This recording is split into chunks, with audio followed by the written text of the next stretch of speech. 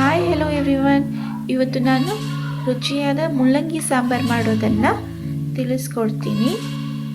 ಬಿಸಿಯಾದ ಕುಕ್ಕರ್ಗೆ 3 ಗ್ಲಾಸ್ ನೀರನ್ನು ಸೇರಿಸ್ಕೊತಾ ಇದ್ದೀನಿ.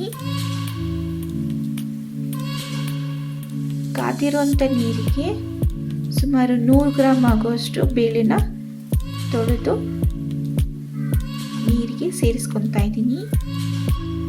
1 ಈರುಳ್ಳಿ ಸೇರಿಸ್ಕೊತಾ ಇದ್ದೀನಿ, 2 ಟೊಮ್ಯಾಟೊ, ಸ್ವಲ್ಪ ಬೆಳ್ಳುಳ್ಳಿ, 1 ಚಮಚ ಜೀರಿಗೆ, 1/4 ಚಮಚ ಅರಿಶಿನ ಪುಡಿ, 1 ಚಮಚ ಖಾರದ ಪುಡಿ, 2 ಚಮಚ ಧನಿಯಾ ಪುಡಿ ಅಥವಾ ಸಾಂಬಾರ್ ಪುಡಿ ಸೇರಿಸ್ಕೊಬಹುದು. ಗ್ಯಾಸ್ನ ಕ್ಲೋಸ್ ಮಾಡಿ 2 ವಿಷಲ್ ಆಗೋವರೆಗೂ ಕ್ಲೋಸ್ ಮಾಡ್ಕೊಳ್ಳೋಣ. 2 ವಿಷಲ್ ಹಾಕಿದೆ, ಓಪನ್ ಮಾಡಿ ಸ್ಮ್ಯಾಶ್ ಮಾಡ್ಕೊಳ್ಳೋಣ.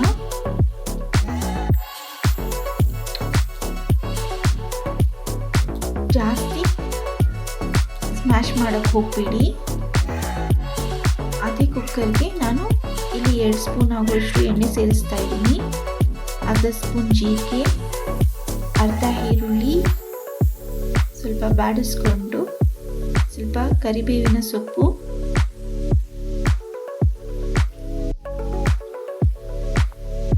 ತೊಳೆದು ಕಟ್ ಮಾಡಿರೋ ಅಂಥ ಮುಲ್ಲಂಗಿನ ಸೇರಿಸ್ಕೊತಾ ಇದ್ದೀನಿ.